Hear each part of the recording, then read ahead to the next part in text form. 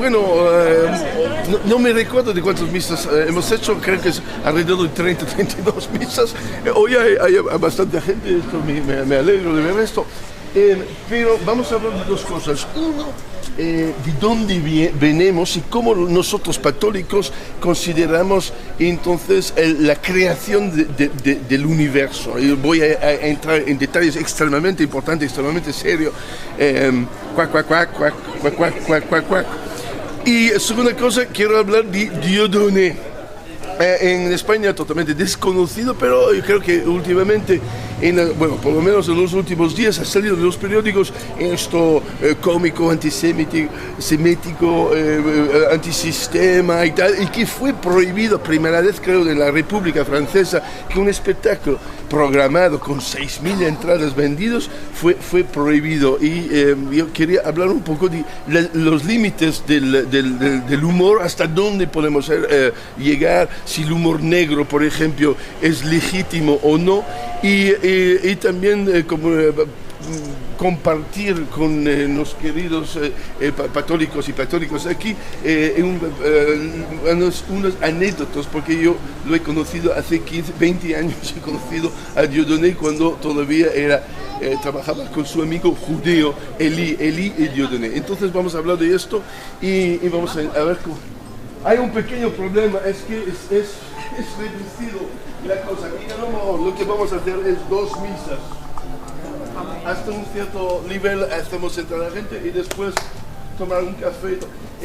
Las misas duran 30 minutos porque más es coñazo.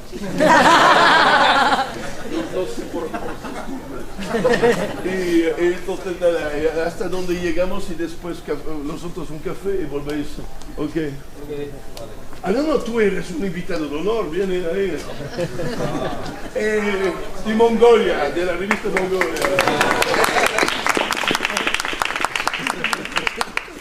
Ok, bueno, entonces.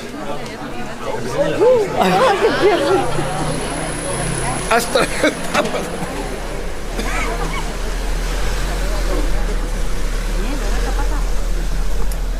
Que dejan entrar a la gente. Sí, se puede entrar.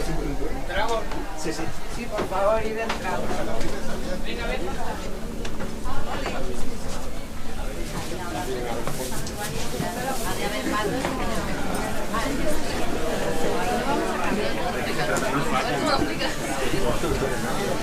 Los demás de bien, sin problemas.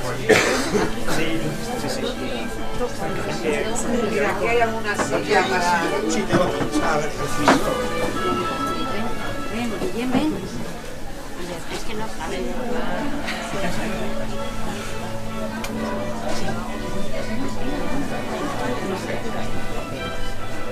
Bueno, pues bienvenidos a la misa de hoy, segunda del segundo año de la era católica.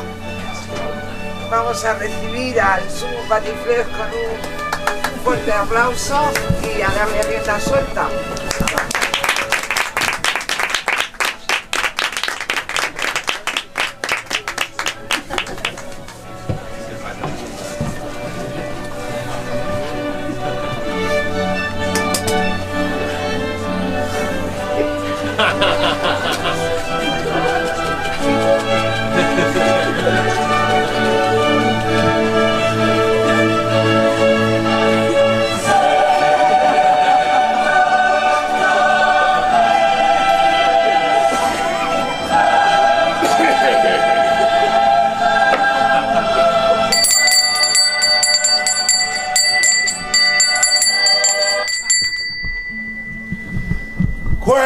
Quack, quack, quack. Quack, quack, quack, quack, quack. Quack, quack, quack, quack, quack. Después de estas palabras de bienvenido, queridos amigos y amigas, nunca voy a decir queridos fieles, porque eso es la única iglesia que no tolera. La palabra es tolerar, no tolera los fieles. Queremos gente crítica. Queremos gente crítica que entre con espíritu crítico y que sale con espíritu todavía más crítico. Soy muy honorado, muy contento, muy emocionado de estar aquí, segunda misa, ¿verdad? De la era católica del año son 12 de enero 74.004. Como yo no soy cristiano e entonces no tengo ninguna obligación de medir mi vida con una fecha de nacimiento de Jesús, que no tengo nada en contrario a Jesús, pero para mí es una persona que podría ser cualquier otra persona. Y entonces, ¿por qué tengo que decir que estoy en el 2014 años después del nacimiento de alguien que pienso que no tiene una grande relevancia por mi vida? Entonces, 74.004, porque he descubierto hace 4 años que la primera obra de arte en la planeta fue un dibujo en Namibia, en una cueva, un dibujo del arte rupestre, y que habían datado los científicos, los antropólogos, a 74.000 años. La primera obra de arte tenía más o menos 74.000 años de edad. Y como yo pienso que hago parte del mundo de los artistas, que es mi mundo y no mundo de los creyentes o mundo de los fanáticos y tal, entonces hace 4 años descubrió esto, entonces yo me considero en el año 74.004.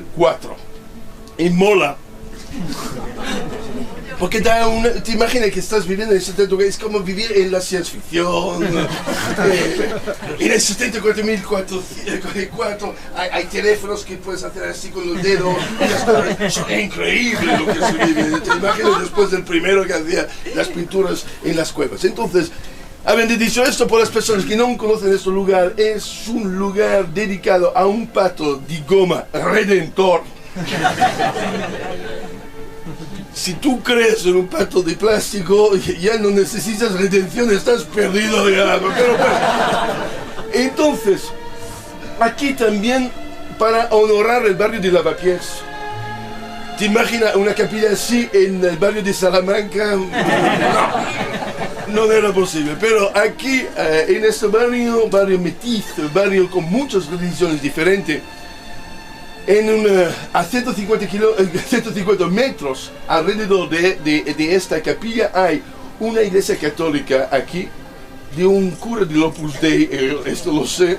Hay 2 mezquitas de este lado, hay 2 o 3 lugares de los cristianos evangelistas, hay muchos altares budistas en las tiendas, todo a 100 de los chinos, está un mogollón de altares. No sé si el gato, cuando tú entras, es un altar esto, es religioso esto, dame el dinero, esto es lo que hace esto.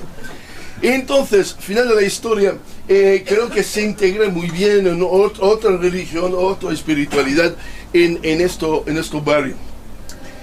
Hoy quiero, como en todas las homilías, hablo de una cosa en general, una visión del mundo que puede ser la visión de los católicos, adoradores del pato de goma. Y después hablo de un personaje que entra, que están aquí en las paredes, que son nuestros santos. Uno puede decir qué cosa asocia Edith Piaf con Pablo Neruda, o con Einstein, o con Giordano Bruno. No hay nada que la asocie, solo porque me mola a mí. Y eso, visto que pago el alquiler, hago lo que quiero. Entonces son personas que me han cambiado la vida, me han hecho más humano, me han ayudado a saber cosas y conocer más de la vida.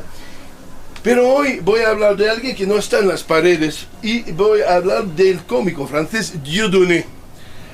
Muy polémico en Francia, súper polémico. Una polémica que no acaba en estos días, estas semanas. Fue increíble la polémica que hubo en Francia sobre el tema. Hasta el jueves pasado, un espectáculo suyo con 6.000 entradas vendidas, prohibida al último momento, con la policía delante de la puerta. Entonces, una cosa nunca he visto. Y yo quiero compartir con nuestros queridos amigos de la capilla mi opinión sobre el tema, también porque es cómico, y también porque hace humor negro, y también porque lo he conocido hace 20 años en Canadá. Hemos compartido el mismo camerino durante una semana y lo conozco personalmente, y a lo largo de su carrera le he conocido. Entonces quería decir algunas cosas, porque lo que yo he leído en los periódicos en España, y todos los periódicos de derecha, pero también de izquierdas, no han tocado el punto. no se entiende en España lo que está pasando en Francia, y es súper importante. Bueno, entonces volvemos a la parte primera. Una visión de las cosas. Todo esto es un desafío, este pequeño lugar, porque durante años y años y años me he mofado, pero mofado de verdad, de la Iglesia Católica, pero descojonándome con la Biblia, con la liturgia, con todo, a tal punto es que pues hace ahora mismo 2006, casi 8 años me han puesto una bomba en el Teatro Alfil, unos fanáticos intentando de destrozar el teatro y a lo mejor matarme por las cosas que yo decía contra la Iglesia Católica.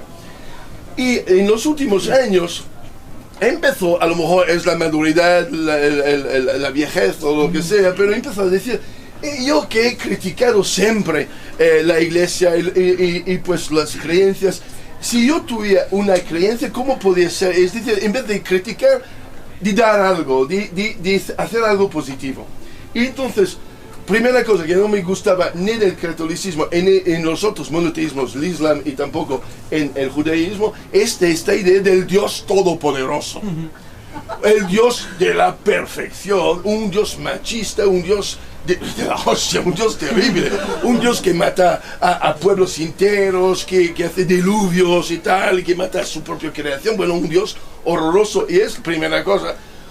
Para ello, que he dedicado toda mi vida, o intento por lo menos dedicar mi vida a hacer reír y a ver la vida de una manera positiva, esto Dios tan negativo, y no lo puedo aceptar.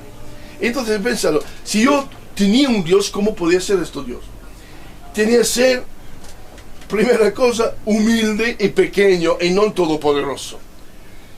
Tenía que ser amante del chiste y del divertimiento, entonces, y tenía que ser también inocente, para mí muy importante, un Dios inocente. Y pues llego a la conclusión muy importante también para mí, tenía que ser imperfecto. Los payasos y los humoristas, ¿qué hacen? Buscamos la imperfección en la vida, buscamos las cosas que no funcionan y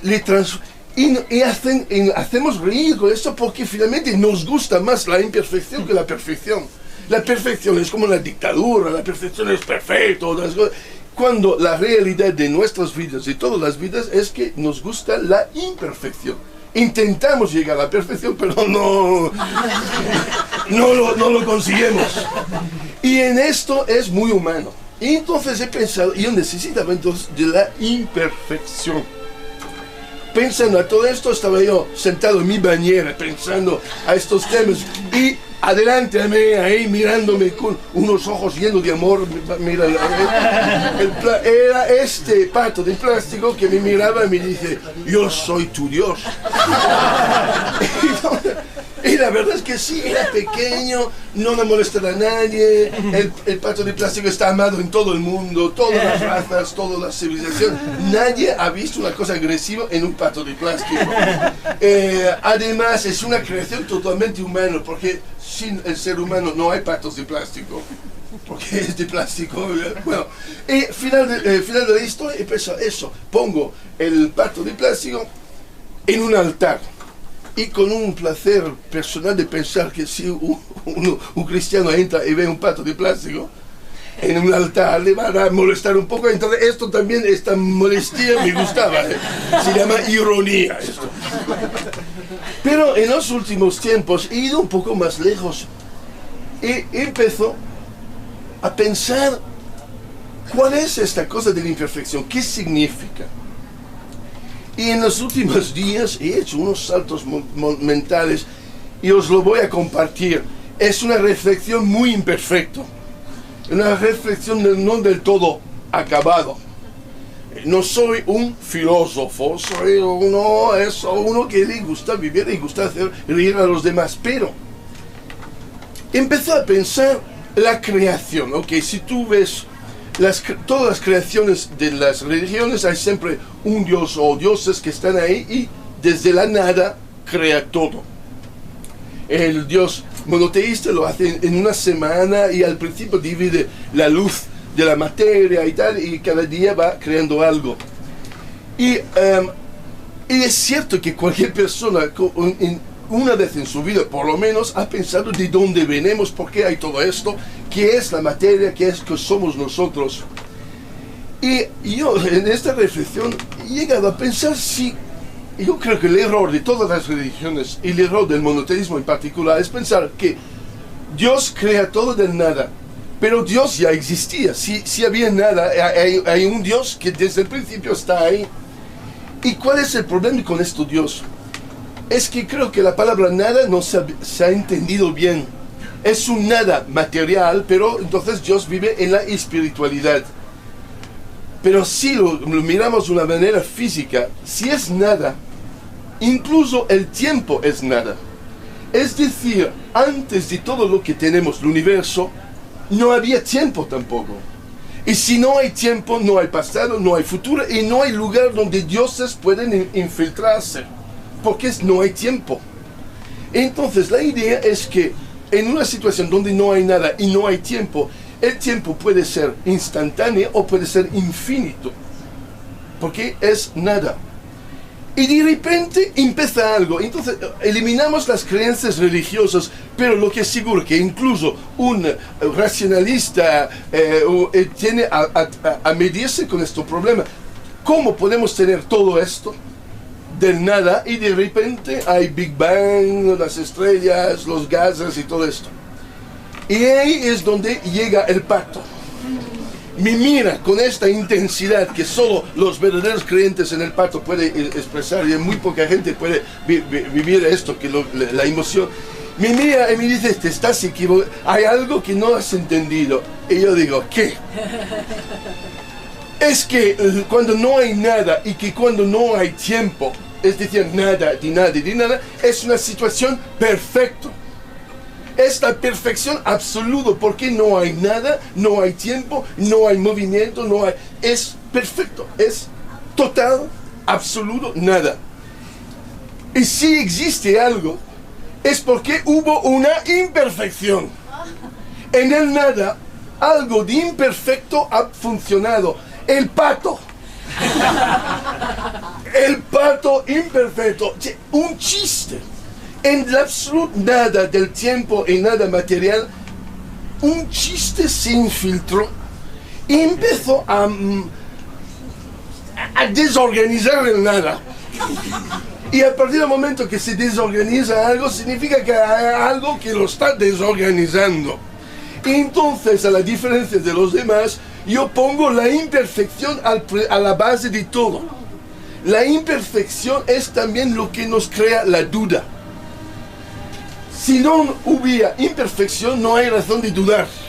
Pero desde el momento que dudamos y sabemos que dudar es bueno, significa que tocamos la imperfección. Por una cosa no funciona.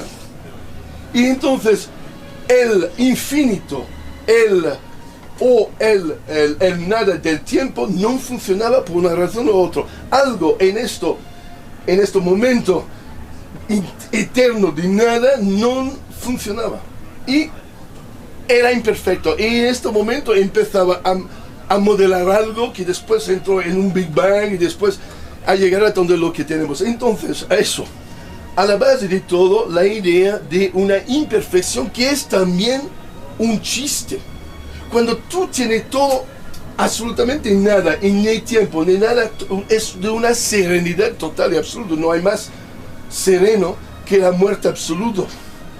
Pero un chiste entró en este sistema, y este chiste se transformó en materia, que se transformó en vida. Y entonces yo creo que la buena explicación de todo esto es que estamos en medio de un enorme chiste.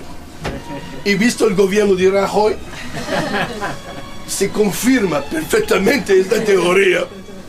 Y una teoría, entonces, que hace, en estos lugares donde yo estoy, hace del chiste una cosa santo, una cosa importante, una cosa que tendría a ser totalmente protegido y además glorificado. Y entonces, en su imperfección, porque está hecho todo con basura, aquí muebles encontrados por las calles y tal, hemos intentado de santificar con la basura la idea del chiste.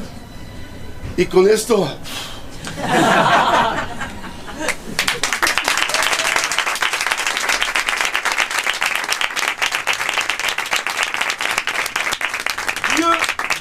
Dieudonné, por la gente que no sabe, en este momento hay un cómico metizado, madre francesa blanca, padre camerunés africano, que está creando un enorme, ¿cómo se dice? Más que contradicción, pero una enorme lucha de valores de política y muchas tensiones, pero muchísimas tensiones en Francia. Y tantas tensiones que el ministro del Interior francés, que por cierto nació en Barcelona, es catalán, y se llama Manuel Valls, decidió con el gobierno francés de impedir la actuación del cómico, que nunca visto en la República Francesa, República de Voltaire, República de la Libertad de Expresión, que de un día al otro un cómico, no estamos hablando de manifestar, era en un lugar privado, era en una grande sala de conciertos de 6.000 entradas, con las entradas agotadas, y durante 3 días han decidido de prohibirlo por antisemitismo. Y se ve en YouTube ahora mismo, la gente que se interesa y que entiende el francés, hay muchos trozos de diferentes espectáculos que ha hecho que son de verdad pesados al nivel de antisemitismo, es decir, que se burla de los judeos, habla incluso de los campos de concentración, de los hornos, de gasar a los judíos, y uno leyendo estos textos y sin saber el contexto en cual viene dicho estas cosas, viene visto como un claro ejemplo de antisemitismo. Desde ahí a prohibir esto, bueno, hay leyes en Francia y una de las leyes es leyes hechas para proteger a la comunidad judía contra el antisemitismo. Y entonces, valiéndose de estas leyes, el gobierno ha intervenido y el Tribunal Supremo francés hace 2 días ha avalado la decisión del gobierno y entonces ha dado acto de jurisprudencia a estas acciones y ahora no está autorizada a hacer estos espectáculos. Esos son los hechos en este momento en Francia. Ahora, este hombre tan antisemita y fascista y además habiendo inventado un símbolo, que yo no quiero hacerlo porque en YouTube va a parecer que yo, bueno, si pone la mano ahí y pone la mano recto así como, y mucha gente diciendo, asociaciones judías diciendo que esto es un saludo nazi, al contrario. Bueno, si era un saludo nazi, al contrario, puede ser visto como una ironía contra los nazis también. Pero esto no viene explicado por qué un saludo nazi, al contrario, puede ser visto también como un sostén al nazismo. Pero bueno, hay méritos también en el argumento que a lo mejor... Y además, el Dieudonné en los últimos años se ha asociado a los movimientos de derechas y extrema derecha en Francia. El Front National de Le Pen, por ejemplo, va a menudo a sus encuentros y tal. Entonces hay argumentos evidentemente que va en dirección de la interdicción, que va en dirección de lo que el gobierno ha hecho. Yo quiero hablar de los otros argumentos que va al contrario. Entonces, en los años 80 yo estuve en diferentes ocasiones en un festival de comicidad en Canadá, en Montreal, que se llama Juste pour Rire, o en inglés Just for Laughs. Es una grandísima festival, sigue siendo festival de comicidad por los cómicos de lengua inglés y también francés, porque en Canadá y Montreal son de idioma francés. Y ahí como yo hago también mis espectáculos en francés, yo estuve ahí y compartido el camerino con un dúo, joven dúo entonces, que se llamaba Elie y Dieudonné. Y Dieudonné es el mismo que ha trabajado durante muchos años con su amigo, entonces amigo, judeo, que se llamaba Elie Simon, si no me equivoco. Y entonces yo me recuerdo de un chico negro, tímido, extremadamente simpático, yo vivía en el mismo hotel donde vivían todos los artistas y como compartimos el camerino al desayuno, durante unos días habíamos desayunado juntos hablando de comicidad y hablando de cosas.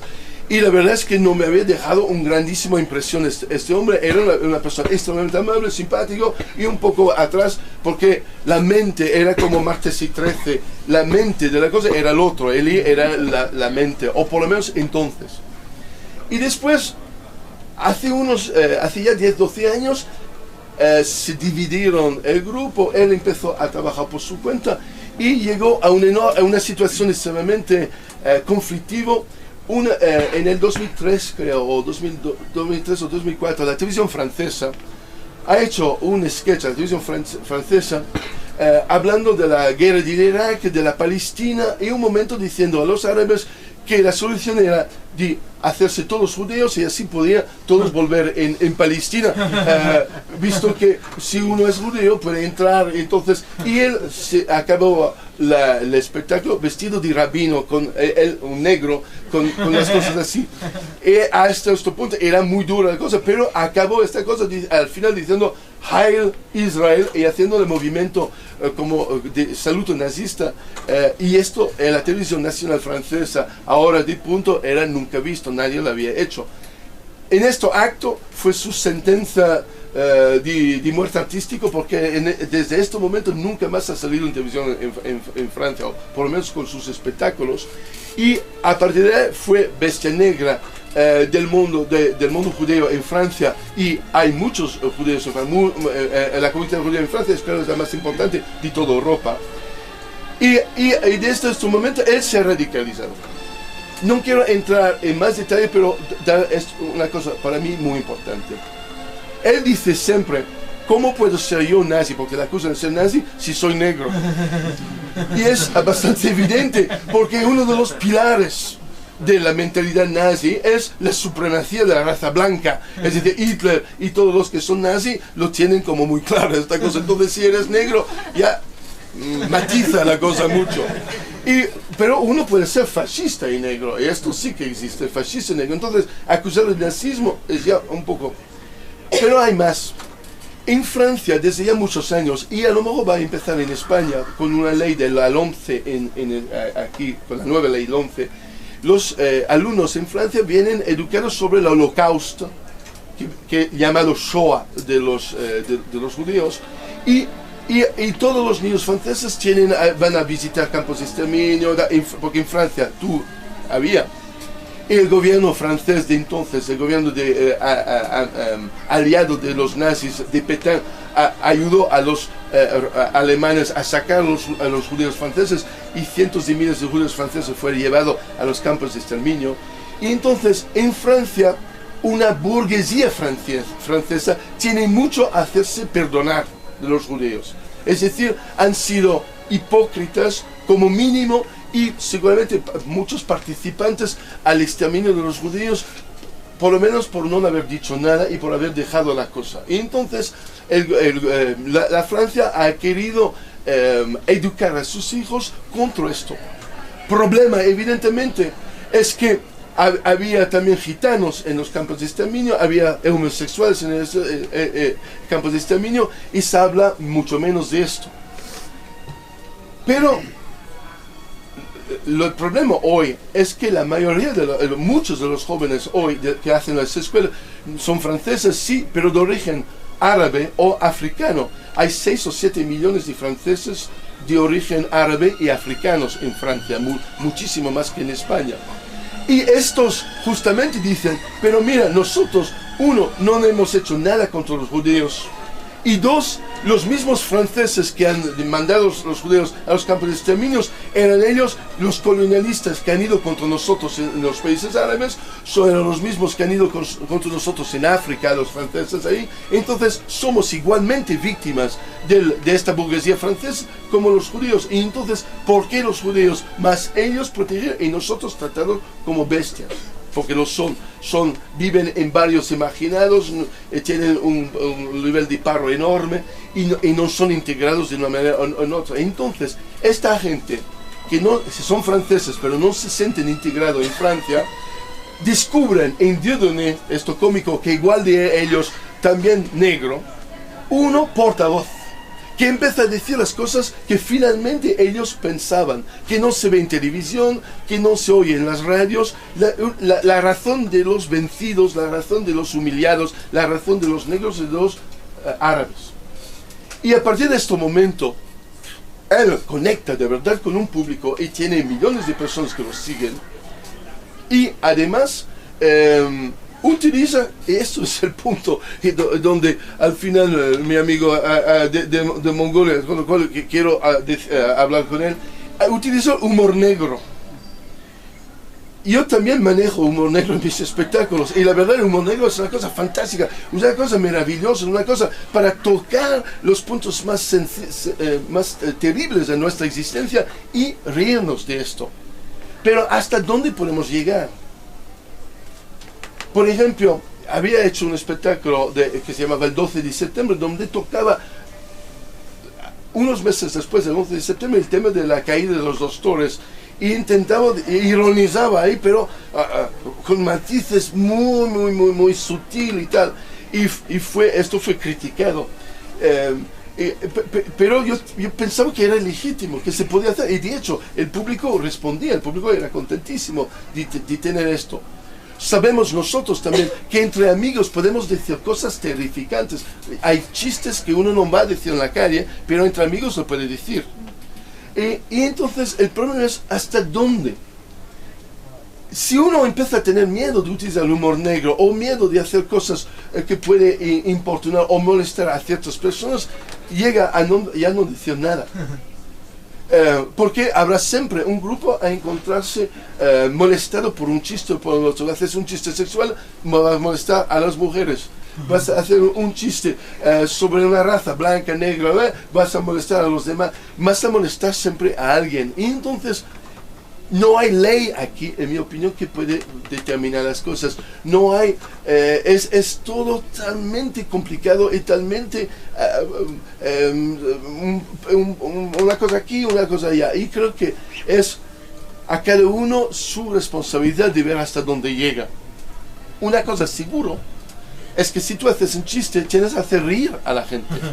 Y si haces un chiste tan negro y tan malo que nadie lo entiende, entonces el problema se resuelve por sí mismo, porque en pocos días, en pocas semanas no vas a actuar, porque no va a tener público, porque la gente se va a sentir, todo el público tan ofendido. El problema es que hay ciertas cosas que hacen reír a ciertos grupos de personas y otras cosas no. Y a lo mejor, y esto es donde yo, mis propias leyes a mí personales, es que si yo estoy en la calle o si yo estoy en televisión, yo voy a cuidar mucho el humor negro, es decir, a utilizarlo muy poco, porque ahí puede llegar a cualquier persona y personas con lo cual uno a lo mejor que puede herir a mucha gente. Pero si estás en una sala y donde la gente ha pagado a ver el espectáculo, hay una decisión de las personas que eligen a ver tu espectáculo. Y en este momento aceptan. Ahora, si no les gusta, salen y no vuelven más. Entonces, una gran diferencia entre lo que es público y lo que es privado. Problema ahora de esto es, por ejemplo, ahora mismo estamos filmando esto en streaming, esto se queda y se va a quedar, no sé miles de años, a lo mejor es lo que estoy diciendo ahora, y a lo mejor llegamos a un periodo donde todos son fanáticos religiosos y me ven con unos patos atrás y haciendo cuac, cuac, cuac. Esto a lo mejor me condena en 100 años a la hoguera por lo menos virtual, porque esperamos que voy a estar muerto en 100 años. Pero bueno, hay problemas hoy en día que ya no es privado. Hay cosas, por ejemplo, se sienten las cosas que ha dicho en Francia, en televisión, en los últimos días, se oye textos y cosas que ha dicho Dieudonné, pero yo pienso que él ha dicho por un grupo restringido de personas.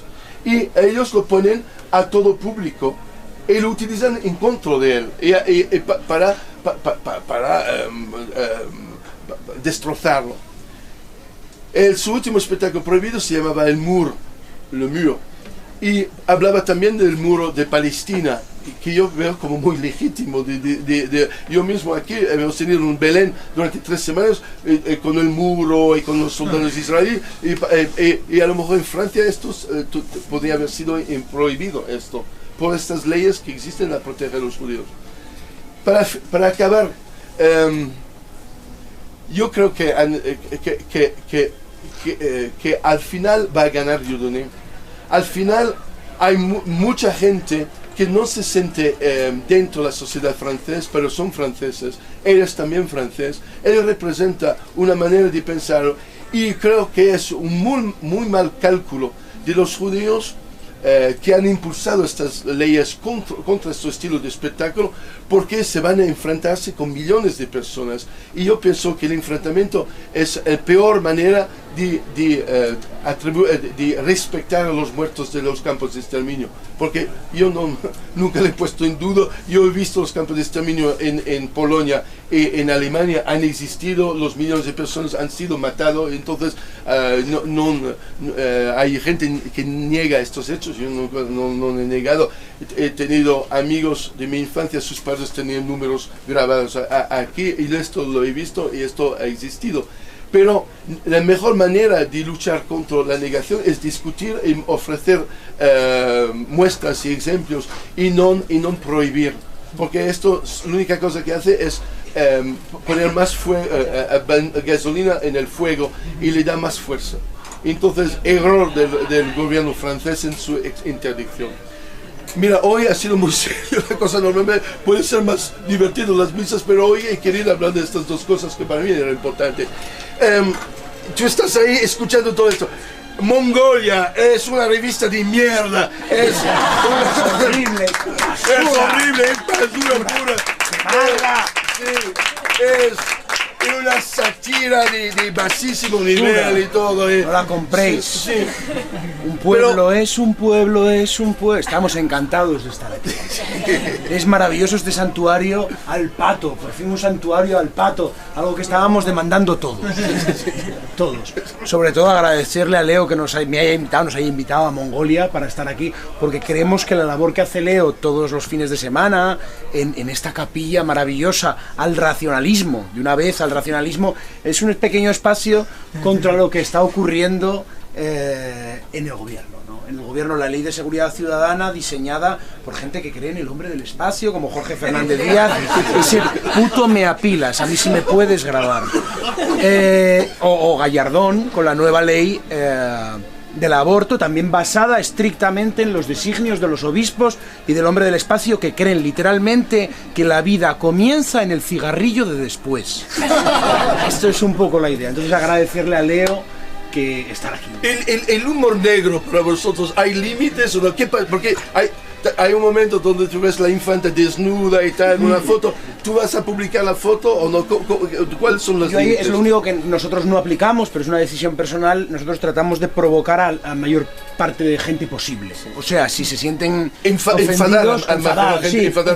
Eso es. En ese sentido, nosotros, como somos públicos, publicas la portada y ya asumes que va a haber determinados grupos sociales que la ven en el kiosco. Pues, por ejemplo, Rajoy ha muerto.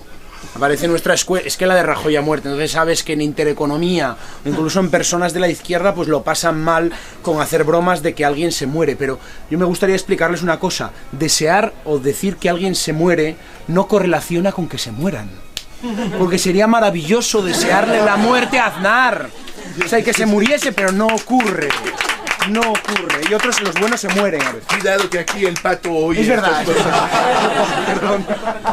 Entonces nosotros sí, ahí sí.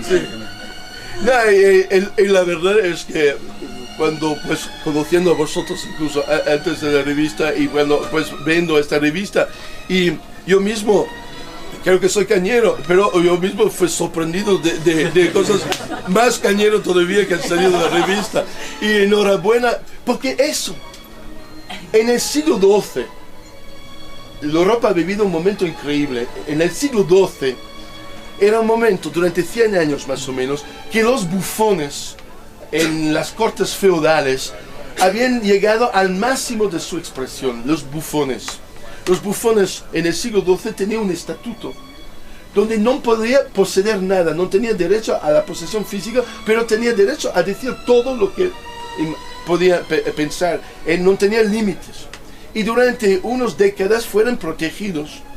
Y hasta un momento de oro, cuando algunos bufones como Taillefer y otros bufones eran con tanta mala leche contra sus propios reyes, que los reyes han descubierto que el prestigio de un reino dependía de la mala leche de su bufón. Porque si el rey aceptaba de su bufón las cosas peores que el bufón podía decir, mostraba que era tan encima a la realidad y tan encima, que su poder era tan poderoso que no tenía miedo de las críticas, de los chistes, de las bromas, incluso de los bufones peores. Y fue un periodo entonces en el siglo XII donde los reyes intentaban quitar al otro rey su bufón más provocador, para después decir, mira, ahora Taillefer trabajaba, tú eres un hijo de puta, mira, que me está diciendo, eres un hijo de perro, mira, y yo lo acepto porque el rey tanto no lo aceptaba a esto. Entonces había una lucha, quién podía tener los peores críticas en la corte. Y para mí esto es uno de los momentos más altos de la humanidad. ¿Te imaginas eso de Rajoy teniendo la gente de Mongolia en el encuentro ministerial cada semana? No. Pero se entiende como esto muestra que es la fuerza de un monarca, de un emperador, de poder aceptar la crítica, y que la debilidad finalmente se muestra cuando no consiguen aceptar la crítica. Entonces, me dicen muchas veces, pero bueno, lo que tú dices es filosofía de una cierta manera, pero no es religión, y la religión necesita un momento irracional y un momento de milagros. Y yo quiero enseñar a vosotros que sí, que eso es que nuestro pato de plástico, de goma, el Redentor, tiene capacidad de milagro. Uno de los milagros que más me interesa, el único milagro que me ha interesado de la historia de Jesús, era en las bodas de Caná, cuando transformaba agua en vino. Me encanta esta historia. Sí. ¿Te imaginas? Tú eres hijo de Dios.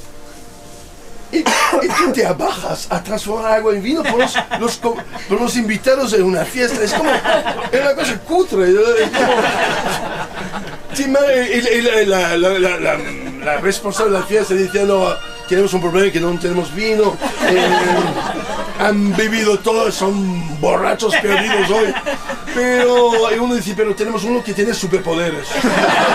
El otro dice, ¿quién ha invitado al Superman? No debemos invitar al Superman. Tenemos Jesús. ¿Jesús quién es? Es uno que transforma agua en vino. Esto lo necesitamos por ahí. Entonces, yo he pensado en esto, he pensado, entonces, si yo tenía esta fuerza, mira, pidiéndolo a mi pato Redentor, por favor, dame la fuerza de Jesús. Y el pato me dice, sí.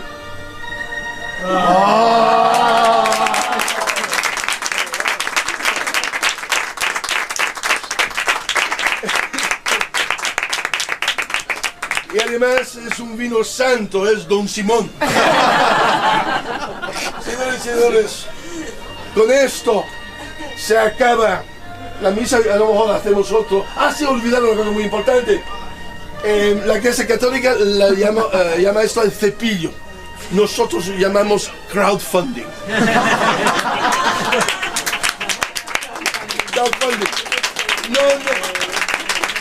No está hecho a fin de lucro, pero hay un alquiler a pagar. Si tenéis la capacidad de dar algún dinero, el pacto te lo va a devolver, no sé cuántas veces. Si no, amigos, como siempre, y después se puede visitar atrás el santuario donde tenemos huesos de dinosaurios, trozos del Partenón de Atenas, tenemos herramientas de la época prehistórica, tenemos un libro anticlerical publicado en 1789, demostrando que el anticlericalismo es una tradición muy antigua en Europa, y de cual soy muy honorado de hacer parte. Señores y señores, nos falta última cosa, el grito patólico. Se hace así, es cuac, cuac, cuac 3 veces. Y después un grito fuerte. ¡Ah! ¡Cuac, cuac, cuac! ¡Ah!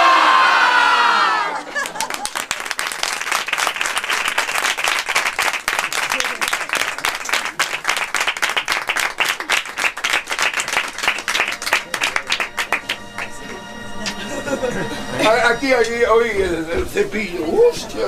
El cepillo.